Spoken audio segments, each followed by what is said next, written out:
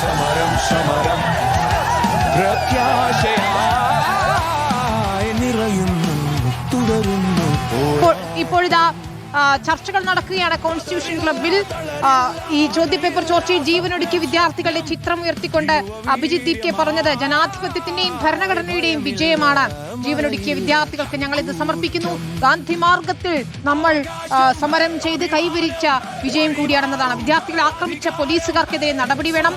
വിദ്യാർത്ഥികൾക്കെതിരായ കേസുകൾ പിൻവലിക്കണം. സമരം നടത്തിയവർക്കെതിരായ കേസുകൾ പിൻവലിക്കണം. മരിച്ച വിദ്യാർത്ഥികളുടെ കുടുംബത്തിന് 1 കോടി രൂപ വീതം നൽകണം എന്നുള്ള ആവശ്യങ്ങളാണ് അദ്ദേഹം ഉയർത്തുകയും ചെയ്തത്. ഏതായാലും CJP നേതാക്കൾ, വക്താക്കൾ ഇപ്പോൾ കേന്ദ്രമന്ത്രിമാരുമായി ചർച്ച നടത്തുന്നതാണ് കണ്ടത്.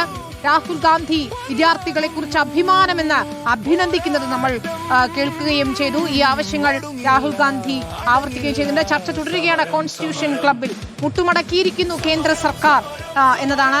രാഷ്ട്ര സേവനത്തിനാണ് ജീവിതത്തിലെ ഏറ്റവും വലിയ മുൻഗണന എന്ന് ധർമ്മേന്ദ്ര പ്രധാൻ പറഞ്ഞു. പക്ഷേ ഇത്രയധികം ദിവസമുണ്ടായിട്ടും CJP പ്രവർത്തകരുമായി ചർച്ചകൾ പലതവണ നടത്തിയിട്ടും അവർ രാജി ചോദിച്ചു വാങ്ങിയ ശേഷം മാത്രമേ സമരം അവസാനിപ്പിക്കൂ എന്ന കടുംപിടുത്തം പിടിച്ചതോടെയാണ് ഇപ്പോൾ ധർമ്മേന്ദ്ര പ്രധാന് ഗത്യന്തരമില്ലാതെ രാജിവെക്കേണ്ടി വന്നത് എന്നതാണ് ഏറ്റവും പ്രധാനപ്പെട്ട കാര്യം. ഇത് ആദ്യ വിക്കറ്റ് മാത്രമാണ്, ഇതൊരു തുടക്കം മാത്രമാണ് എന്നതാണ് നേരത്തെ അഭിജിത്ത് ദീപ്കെ പറയുകയും ചെയ്തത്.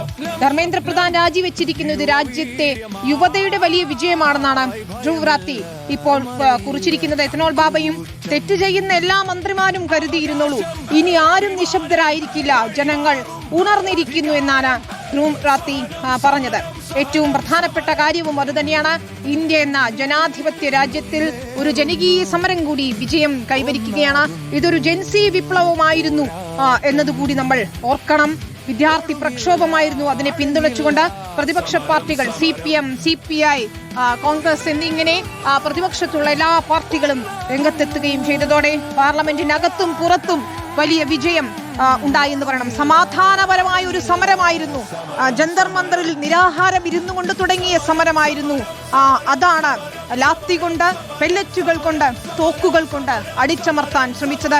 അവിടെയാണ് വിദ്യാർത്ഥികൾ മുദ്രാവാക്യം മുഴക്കിക്കൊണ്ടും സമാധാനപൂർണമായി സമരം നയിച്ചുകൊണ്ടും വന്ദേ മാതരം പാടിക്കൊണ്ടും സാരേ ജഹാം സേ അച്ഛാ പാടിക്കൊണ്ടും ഒക്കെ തന്നെ സമരം നയിച്ചുകൊണ്ട് ഒരു വലിയ പോരാട്ടം നയിച്ചുകൊണ്ട് രാജ്യത്തെ എല്ലാ ജനാധിപത്യ വിശ്വാസികളുടെയും മനം കവർന്നുകൊണ്ട് അവരുടെയൊക്കെ പിന്തുണ നേടിയെടുത്തുകൊണ്ട് വിജയം കൈവരിച്ചിരിക്കുന്നത്.